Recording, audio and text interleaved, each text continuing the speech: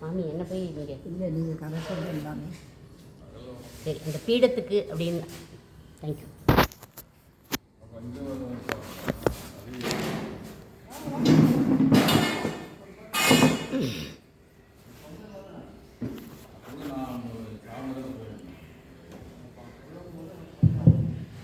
ஸ்ரீமதே ராமானுஜாய நமக.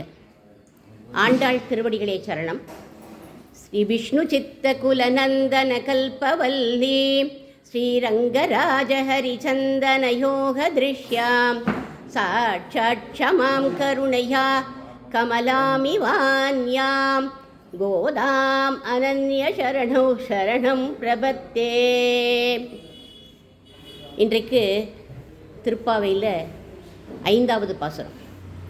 மாயனை அப்படின்னு தொடங்கி செப்பு அப்படின்னு முடியக்கூடிய அருமையான பாசுரம். செப்பு அப்படிங்கிறது தான் சாரமே இந்த இடத்துல, இந்த பாசுரத்தில். முதல் 5 பாசுரங்களில் முதல் பாசுரத்தில் பரமபதநாதனை சொன்னான், எங்கே நாராயணனே நமக்கே பறை தருவான் அப்படின்னு. 2வது பாசுரத்தில் வியூகமூர்த்தியை சொன்னான், எப்படின்னா பார்க்கடலுள் பையத்துயின்ற பரமன் அடிப்பாடி அப்படின்னு. 3வது பாசுரத்தில் விபவ அவதாரம் சொல்லப்பட்டது. விபவ அவதாரம்னா வாமன பகவானை சொன்னான், ஓங்கி உலகளந்த உத்தமன்னு வாமன பகவானை சொன்னான். 4வது பாசுரத்தில் அந்தர்யாமியான நாராயணன்னு சொன்னான். அந்தர்யாமியா நாராயணன் எங்கே இருக்கான்? ஆழிமழை கண்ணா அப்படிங்கிற போது அந்த பர்ஜன்ய தேவதை, அந்த தேவதைகளுக்குள்ள யார் அந்தர்யாமியாக இருக்கா அப்படின்னா நாராயணன் இருக்கான் அப்படிங்கிறதுக்காக அதை சொன்னான். இன்றைக்கு இந்த 5வது பாசுரத்தில் கோவில்களில் குடிக்கொண்டிருக்கும் அர்ச்சாமூர்த்தி எம்பெருமான சொல்கிறார். இப்படி முதல் 5 பாசுரங்களில் 5 நிலைகளையும் சொல்லிட்டா நம்ம ஆண்டாள். அந்த அர்ச்சா திருமேனியில் இருக்கக்கூடிய அந்த பகவானை 5 கிரமங்களில் நம்மளாம் ஆராதனை பண்ணணும் அப்படின்னு சொல்லப்படுறது. 5 கிரமங்கள் என்ன அப்படின்னா அதை இந்த பாட்டில் வச்சுட்டா. தூயோமாய் வந்து நம்பர் 1, நம்பர் 2 தூமலர் தூவி, நம்பர் 3 தொழுது, 4வது வாயினால் பாடி, 5வது மனதினால் சிந்திக்க அப்படிங்கிற 5 ஆராதனை கிரமங்களை இந்த பாட்டில் வச்சுருக்கா. ஆண்டாள் தோழிகளோட கலந்து பேசின்னு இருக்கான்னு நேற்றுக்கு சொன்னோம் இல்லையா? எல்லாரோடையும் பேசின்னு இருக்கா. அதில் எல்லா தோழிகளுமே ஞானம் உள்ளவா தான்.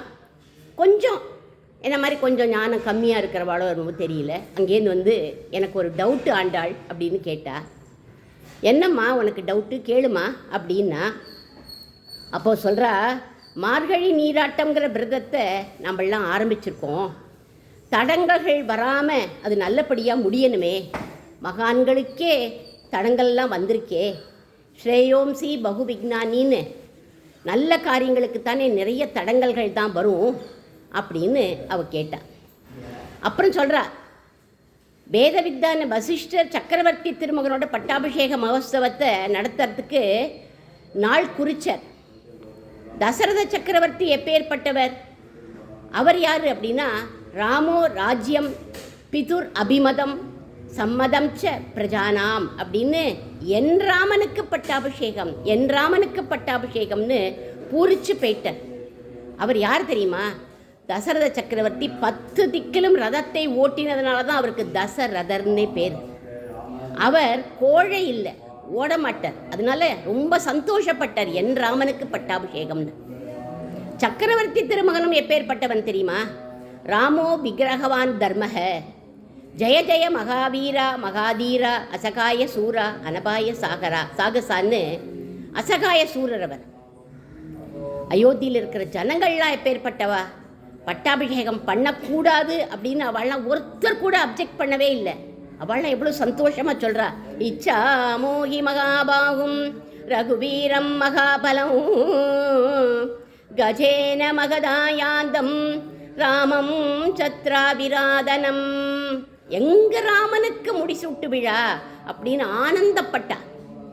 இப்படி எல்லா விசேஷங்கள் இருந்தும் ஒரு க்ஷணத்தில் தடை ஏற்பட்டு கதையே மாறி பாதுகைக்கு பட்டாபிஷேகம் ஆயிடுத்து. 14 வருஷம் ராமருடைய பட்டாபிஷேகம் போஸ்ட்போன் ஆயிடுத்து. சாட்சாத் வைகுண்டநாதன் அவன்தான் ராமனா அவதரிச்சிருக்கான்.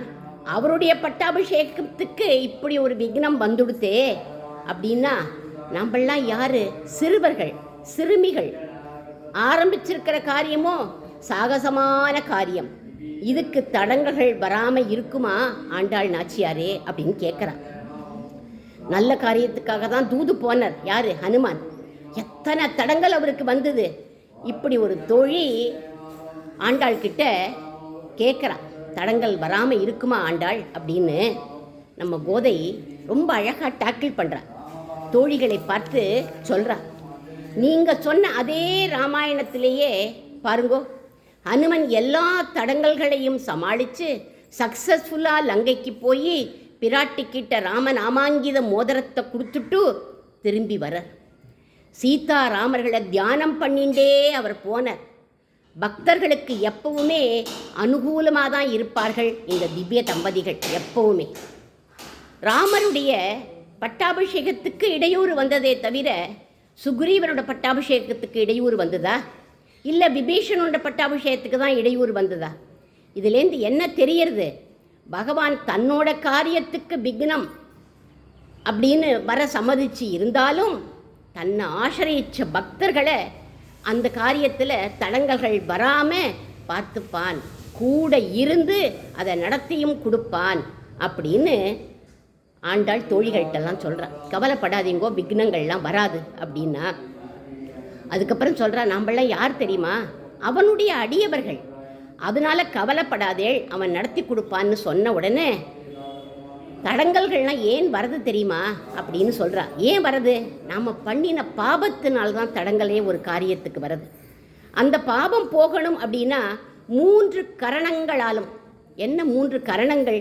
மனசு, வாக்கு, காயம். இந்த 3ஆலையும் அவனை ஆசிரியிக்கணும் அப்படின்னு சாஸ்திரம் சொல்கிறது. அவனை நம்ம அப்படி ஆசிரியிக்கணும் அப்படிங்கிறான். அதை அப்படியே சாஸ்திரம் சொல்கிற மனசு, வாக்கு, காயங்கிற இந்த 3ஐயும் இந்த 5ஆவது பாட்டில் வச்சுட்டான். எப்படி? தூமலர் தூவி தொழுது, வாயினால் பாடி, மனத்தினால் சிந்திக்க அப்படின்னு அழகாக வச்சுட்டான். மனசால் சிந்திக்கிறதுக்கு உடனே வரவே வராது. மனசால் சிந்தின்னு சொன்னால் யாராலையும் சிந்திக்க முடியாது. முதல்ல வாயால் பாடணும், அவனுடைய நாமத்தை பாடணும். அப்படி பாடினா என்ன ஆகும்? போய பிழையும் புகுதருவான் நின்றனவும் தீயினில் தூசாகும் செப்பு அப்படின்னு நாம சங்கீர்த்தனத்தினுடைய ஏற்றத்தை சொல்கிறான். செப்பு அப்படின்னா தெலுங்கு செப்பு இல்லை, தமிழில் செப்பு தான். செப்புனா நாம சங்கீர்த்தனத்தை பாடு அப்படின்னு அர்த்தம். நாமும் செப்புவோமே அந்த பாசுரத்தை.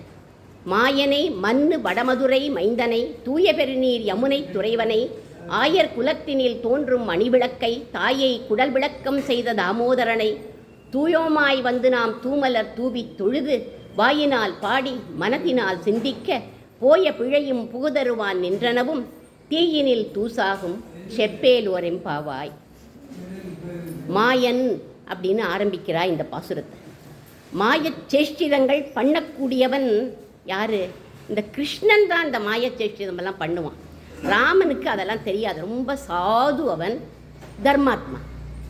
ஆனாலும் ராமன் கிருஷ்ணனுக்கு சளைச்சவன் இல்லை. ராமன் மனுஷன் மன்னியேன்னு மனுஷனாக அவதாரம் பண்ணியிருக்கார். ஆனால் தன்னோட தெய்வீகத்தன்மையை மறைச்சிக்கிறார். ஆனால் அப்பப்போ என்ன பண்ணுவார் அப்படின்னாக்க, சில பேருக்கு தன்னுடைய தெய்வீகத்தன்மையை காண்பிச்சிருக்கார். அது நீர் பூத்த நெருப்பு போல இருக்கும் அப்படின்னு சொல்லப்படுறது. யார் யாருக்கு காமிச்சிருக்கார்? விஸ்வாமித்திரர் தசரதர்கிட்ட சொல்கிறார். அவர்கிட்ட சொல்கிறார், தசரதா, உன்னோட பிள்ளைய பற்றி உனக்கு தெரியாது, நான் அறிவேன் அவன் யார் அப்படின்னு. அகம் வேத்மி, எனக்கு தெரியும்ப்பா, மகாத்மானம் ராமம் சத்திய பராக்கிரமம் அப்படிங்கிறது. வேதத்தில் சொல்லப்பட்ட புருஷன்தான் உன்னோட பிள்ளை. அவன் யார் தெரியுமா? பரமாத்மா.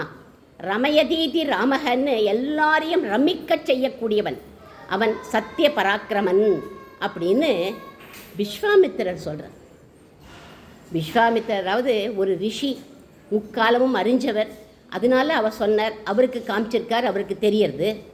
ஆனால் அந்த ராட்சசன் இருக்கானே யார், மாரீச்சன், அவனுக்கு தெரிஞ்சிருக்கு. எப்படி தெரியறது? மாயமானா போ அப்படின்னு சொன்னான் ராவணன் மாரீச்சன்ட்ட.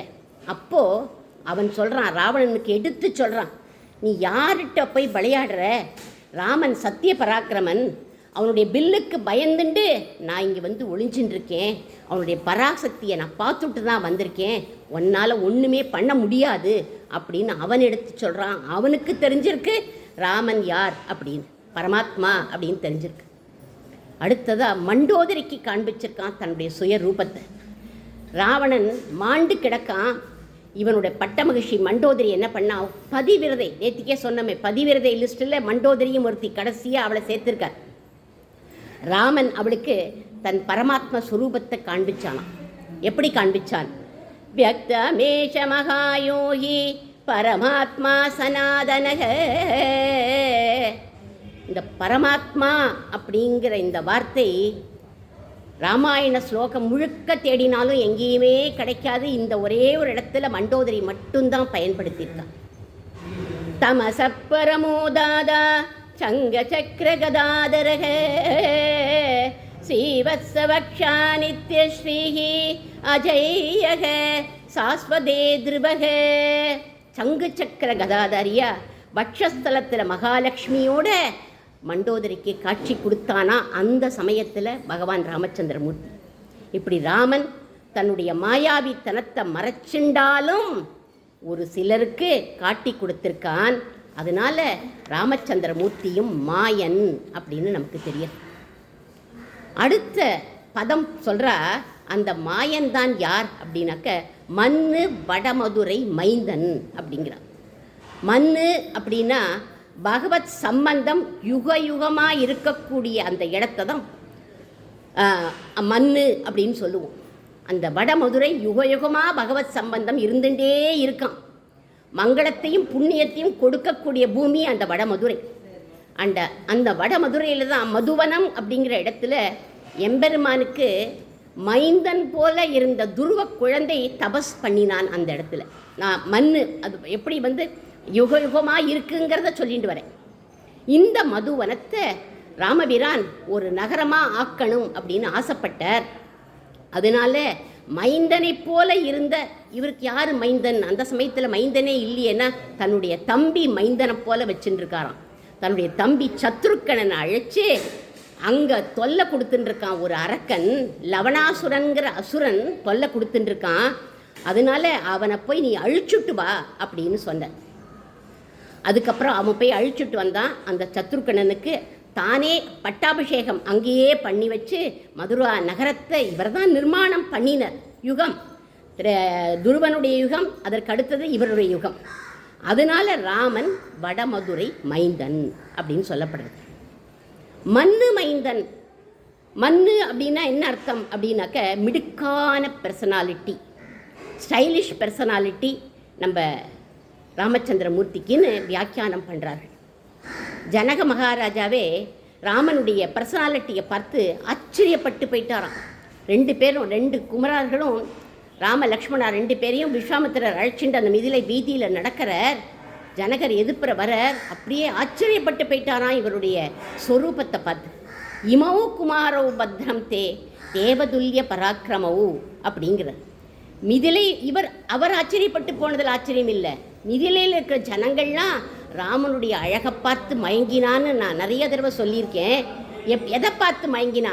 தோள் கண்டார், தோளே கண்டார், தொடு கமல் கமலம் அன்ன தாழ் கண்டார், தாளே கண்டார், தடக்கை கண்டாரும் அகுதே அப்படின்னு அவள்லாம் மயங்கினான். இவாள்லாம் மயங்கினது கூட ஆச்சரியம் இல்லை. தண்டகாரண்யத்தில் இருக்கிற ரிஷிகள் அவள்லாம் இவருடைய அழகை பார்த்து சொல்கிறா, ரூபசம்ஹனனம் லக்ஷ்மீம் சௌகுமாரியம் சுவேஷதாம் மங்களாணி பிரேயுஞ்சானக. 1000 வருஷமா ராமா நாங்கள்லாம் இந்த காஷாய துணியை கட்டின்னு இருக்கோம். எங்களுக்கு இது கட்டிக்கவே வரலை. 1000 வருஷமாக கட்டின்னு இருக்கோம், சரியாகவே கட்டிக்க வரலை. எங்களுக்கு பொருத்தமாகவும் இல்லை. ஆனால் ராமா, நீ யாருப்பா? இதை கட்டிக்க பிறந்தவனே இல்லை, நீ ராஜகுமாரன். ஆனால் இந்த காஷாயம் உனக்கு எவ்வளவு பொருத்தமாக இருக்குது, எங்களுடைய கண் எச்சில் பட்டடும் போல இருக்கேன்னு அவள்லாம் திருஷ்டி பண்ணினாளாம். அப்பேற்பட்ட அவளுக்கு இவனை தெரிஞ்சிருக்கு யாரு அப்படின்னு. இதெல்லாம் போகட்டும், சூர்பனகை பார்த்த உடனே இவருடைய கண் அழகில் அப்படியே மயங்கி போய் தருணவு ரூபசம்பன்னவு சுகுமாரவு மகாபலவு புண்டரீக விசாலாட்சவு அப்படிங்கிறார். இப்படி அனைவருக்கும் மண்ணு மைந்தனா ஸ்டைலிஷ் பர்சனாலிட்டியாக இருக்கக்கூடியவர் ராமச்சந்திரமூர்த்தி. அடுத்த பதம் சொல்கிறார், தூய பெருநீர் யமுனை துறைவன் அப்படின்னு சொல்லப்பட்டது. யமுனை துறைவன் அப்படின்னாலே கண்ணபிரானத்தான் நம்ம சொல்லுவோம், அதுதான் பிரசித்தம், அவன் தான் யமுனை துறைவன். ஆனால் ராமனையும் யமுனை துறைவன்னு சொல்லலாம்னு வியாக்கியானம் பண்ணுறார்கள். எப்படின்னா, யமுனைங்கிறவ யார் அப்படின்னாக்க சூரியனுடைய புத்திரி யமுனைங்கிறவோ. ராமர் சூரிய குலத்தில் அவதரித்தவர். ராமனுக்கு யமுனை என்ன வேணும்? அப்போ அத்தை வேணும். அத்தை மடி மெத்தையடி அப்படின்னு சொல்கிறோமே, அத்தை மடி மெத்தை தானே. அதனால ராமருக்கு யமுனை துறை மீது ஆசை. அதனால ராமனும் யமுனை துறைவன் அப்படின்னு வியாக்கியானம் பண்ணுறார் பெரியவாச்சான் பிள்ளை. அடுத்ததா இப்படி ராமருக்கும் சம்பந்தம் உண்டு அந்த யமுனை, கிருஷ்ணருக்கும் சம்பந்தம் உண்டு அந்த யமுனை.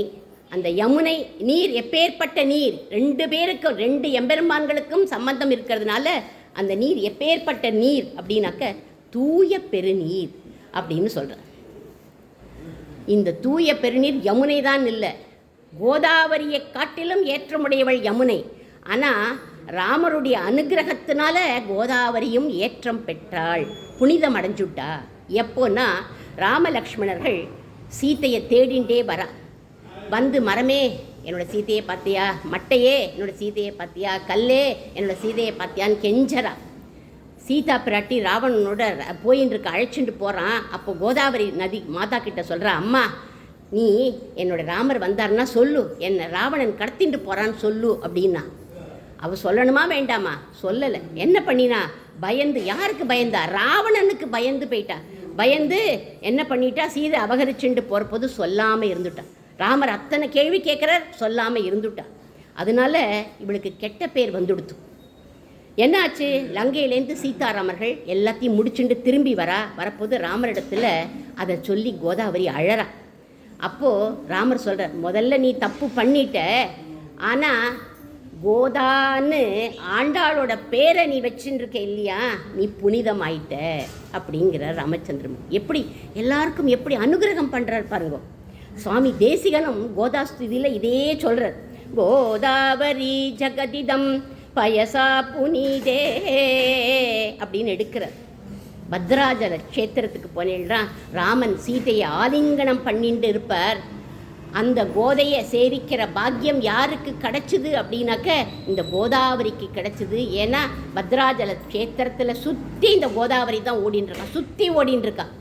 அவளை எப்பவும் தரிசனம் பண்ணிட்டு இருக்காளாம். அப்படி அனுகிரகம் பண்ணிட்டார் கோதாவரிக்கும். யமுனையை விட கோதாவரியும் வசத்தி புனிதம் அப்படின்னு காண்பிச்சுட்டார்.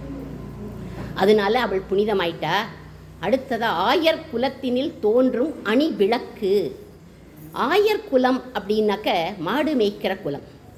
இந்த ஆய்குலத்துக்கு கண்ணன் விரும்பி வந்தான், மாடு மேய்க்கணும்னு விரும்பி வந்தான். ஆனால் ராமனுக்கும் மாடு மேய்க்கிறதுக்கும் ஆய்குலத்துக்கும் என்ன சம்பந்தம் அப்படின்னா, மாடு மேய்த்த வரலாறு ராமனுடைய குலத்திலையும் இருக்கான். எங்கே இருக்குது அப்படின்னா, அது பாத்ம புராணம் சொல்கிறது. ரகு மகாராஜா அப்படின்னு அவர் பிறந்த வரலாறு ரொம்ப ரொம்ப சுவாரஸ்யமாக இருக்கும். ஏன்னா இவருடைய தகப்பனார், ரகு மகாராஜாவோட தகப்பனார் பேர் திலீபன்னு பேர். அவருக்கு முதல்ல புத்திர பாக்கியமே இல்லை, குழந்தையே கிடையாது. அதனால இவர் வசிஷ்டர்கிட்ட வந்து கேட்டார், எனக்கு புத்திர பாக்கியம் வேணுமே, நான் என்ன பண்ணணும் அப்படின்னு கேட்டார். வசிஷ்டர் தன்னுடைய ஞான திருஷ்டினால் திலீப மகாராஜா கிட்ட சொல்கிறார், காமதேனு பசுக்கிட்ட நீ அபச்சாரப்பட்டுட்ட, அதனால அந்த அபச்சாரம் போனாதான் உனக்கு புத்திர பாக்கியம் கிடைக்கும் அப்படின்னார். அப்போ நான் என்ன பண்ணணும்னு கேட்ட உடனே இந்த காமதேனுடைய சந்ததி நந்தினின்னு பேர். அந்த நந்தினி பசு என்கிட்ட இருக்கு, நான் உனக்கு கொடுக்குறேன், அதை நீ பரிபாலனம் பண்ணு அப்படின்னு சொல்லிட்டேன். திலீபனும் அந்த நந்தினி பசுவை கொண்டு போய் ஒரு ஆயன் போலவே, ஒரு மாடு மேய்க்கிறவன் போலவே மேய்ச்சாராம். அது எங்கே போகிறதோ அங்கெல்லாம் அது பின்னாடியே போவார்.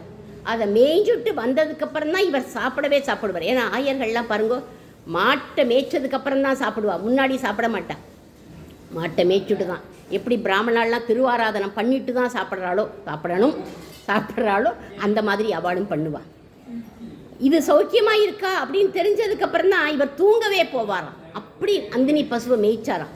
அப்படி பரிபாலிச்சார். ஆயர்கள் எப்படி கறவைகளை மேய்ச்சுட்டு உண்பாளோ அதே தர்மத்தை இவரும் அனுஷ்டிச்சார். நந்தினியினுடைய அனுகிரகத்தினால சாபம் நீங்கி ரகு மகாராஜா, அந்த ரகுங்கிற பிள்ளை பிறந்ததுனால அந்த ரகுவின் பேர்லேயே அந்த வம்சம் வந்துடுத்து ரகுகுலம். ரகுகுலம்னா ஆயர் குலம் அப்படின்னு ஆயிடுது, மாட்டை மேய்ச்சதுனால். அதுவும் சம்பந்தம் இருக்கு.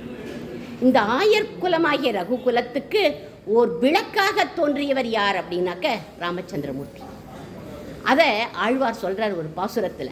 அங்கண் நெடுமதில் புடைசூழ் அயோத்தி என்னும் அணி நகரத்து உலகனைத்தும் விளக்கும் ஜோதி வெங்கதிரோன் குலத்துக்கோர் விளக்காய் தோன்றி விண்முழுதும் உய்யக் கொண்ட வீரன் அப்படின்னு ஆழ்வார் சொல்கிறார்.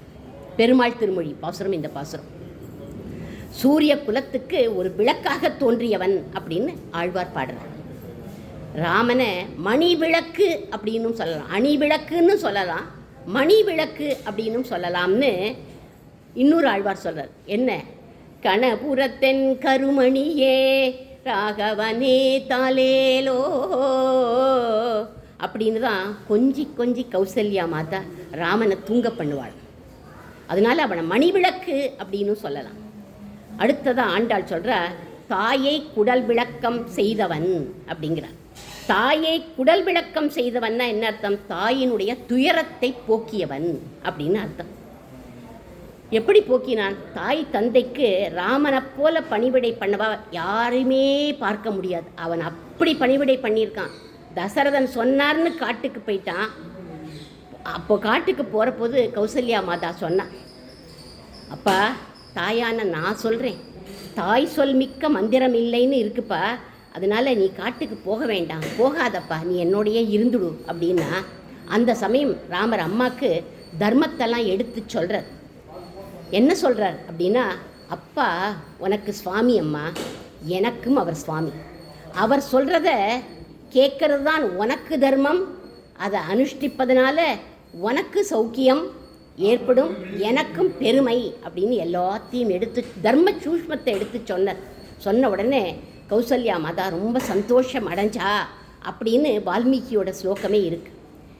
ததே தியுவாத்சு சுப்ரிதா ராமம் அக்லிஷ்டகாரிணம், சந்தோஷமும் பிரீதியும் அடைஞ்சா கௌசல்யா மாதா அப்படிங்கிறார் வால்மீகி. ஆழ்வாரும் என்ன நோன்பு நோற்றார்களோ இவனை பெற்ற வயிறுடையாள் அப்படின்னு, என்ன நோன்பு நோற்று இவனை பெற்றிருக்காவோ அப்படிங்கிறார் அவர். பெத்த வயத்துக்கு பட்டம் கட்டி பிறந்தவன் ராமச்சந்திரமூர்த்தி. விஸ்வாமித்திரர் கௌசல்யா சுப்ரஜா ராம பூர்வா சந்தியா பிரவர்த்ததே அப்படின்னு ஆரம்பிக்கிறார் சுப்ரபாதமே.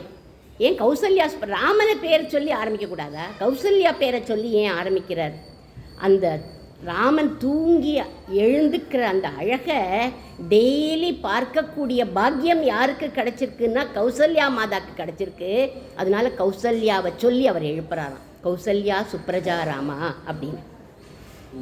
கடைசியாக 5வது திருநாமம் தாமோதரன் அப்படிங்கிற திருநாமம். கண்ணபிரானுக்கு இது காரண பெயர். ஏன்னா தாமம்னா கயிற்றால் அம்மா யசோதையை அவனை குரலோடு கட்டி போட்டுட்டா. அந்த தழும்பு அந்த வயிற்றில் இருந்தது, அதனால அவன் தாமோதரன் காரண பெயர். இந்த தாமோதரன் தான் அடியேன் இன்னைக்கு ஷார்ட்ஸில் சொன்னேன் இல்லையா, கோதையின் கோபாலன்கிற ஷார்ட்ஸில் கேளுங்கோ, அதில் இந்த தாமோதரன் தான் சொல்லியிருக்கேன். ஆனால் ராமச்சந்திரமூர்த்தியும் தாமோதரன் அப்படின்னு சொல்லப்படுறது ஏன் அப்படின்னாக்க, அதை பிரம்மதேவன் ராமாயணத்தில் உத்தரகாண்டத்தில் சொல்கிறார். என்ன சொல்கிறார்? சமயஸ்தே கிருதக சௌமியஸ்வான் லோகான் பரிரக்ஷிதும். சமஸ்த ஜீவ கோடிகளையும் தன்னுடைய பயத்தில் வச்சுண்டு பாதுகாத்து ரட்சிக்கக்கூடியவன் ராமச்சந்திரமூர்த்தி அப்படிங்கிறார் அவர். அதனால ராமபிரானும் தாமோதரன் பயத்தில் அத்தனை ஜீவ கோடிகளையும் வச்சுருக்காரே, அதனால நீயும் தாமோதரன்பா அப்படிங்கிறார் பிரம்மதேவர். அந்த தாமோதரனை எப்படி பாடணும்? வாயினால் பாடி மனத்தினால் சிந்திக்க. மனசால அவனை சிந்தனை பண்ணிண்டே வாயால் பாடணும் அப்படின்னா. அயோத்தி மக்கள்லாம் ராமன் ராஜாவா ஆன உடனே தங்களுடைய உடல் பொருள் ஆவி எல்லாத்தையும் ராமனுக்கே அப்படின்னு விஜயகோஷம் பண்ணினாலாம் அவள்லாம். அந்த மாதிரி மனோ வாக்கால் நாம்பளும் அவனை பாடணும் அப்படிங்கிறான். நான் சொன்னேன் முதல்ல வாயால் தான் பாடணும், அப்போ தான் மனசு சிந்திக்கும் அப்படிங்கிறதுக்கு ஒரு சின்ன கதை சொல்லுவாள். என்னென்னா, ஒருத்தர் டெய்லி கோவிலுக்கு வருவார், அவருக்கு ஒன்றுமே தெரியாது. எதுக்கு கோவிலுக்கு வர? இன்றைக்கி பொங்கல் கிடைக்கும், வாங்கி சாப்பிட்டுட்டு போகலாங்கிறதுக்காக கோவிலுக்கு வருவார். வரிசையாக நிறைய பேர் இருப்பா, பொங்கல் விநியோகம் பண்ணுவா எல்லாருக்கும். இவர் கோடியில் எங்கேயோ நிற்பார். சரி நமக்கும் ஒரு கை பொங்கல் கிடச்சிடுதுன்னு வாங்கி சாப்பிட்டுட்டு போயிட்டு இருந்தார். இப்படியே ஒரு 10 நாள் போனார்.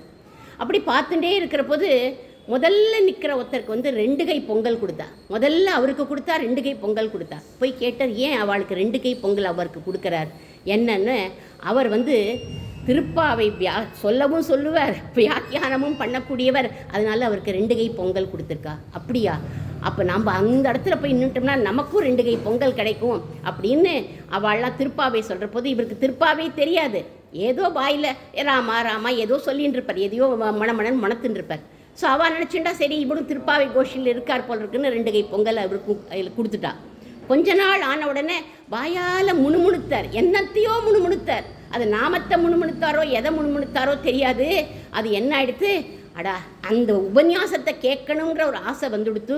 அதை கேட்ட உடனே மனசு சிந்திக்க ஆரம்பிச்சுடுத்து. பொங்கலை விட்டார், அந்த மனசு அங்கே போய் உட்காந்து மனசால் கேட்டாராம் அந்த கதையை. அதனால் வாயினால் என்ன முணுமுணுத்தாலும் மனசு சிந்திக்க வச்சுடும் அதுக்கப்புறமா. அதனால் வாயினால் பாடி மனத்தினால் சிந்திக்க அப்படிங்கிற வார்த்தையை போட்டிருக்கான்னு சொல்லுவாள்.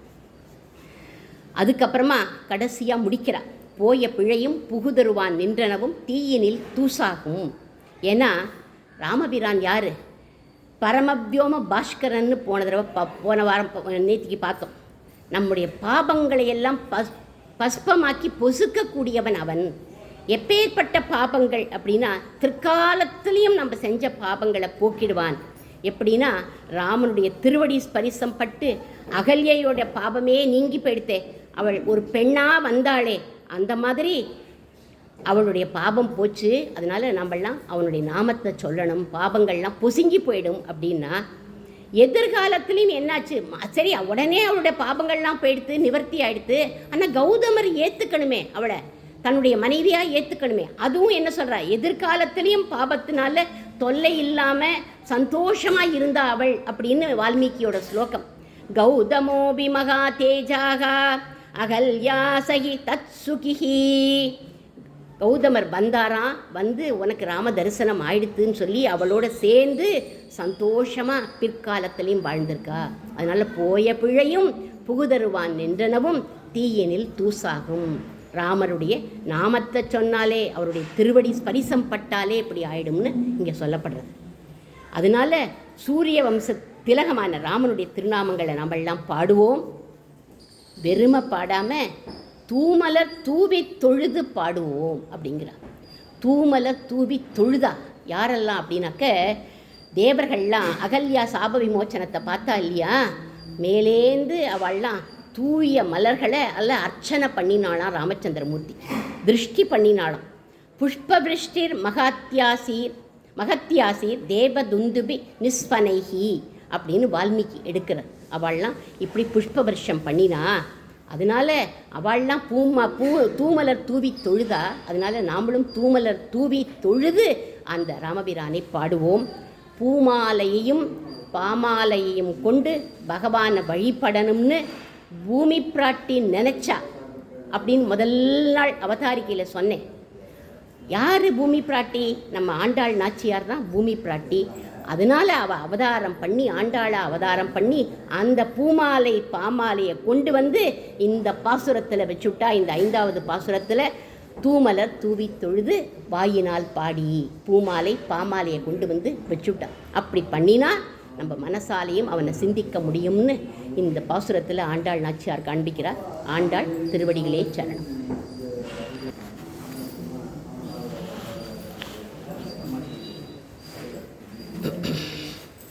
பிரியா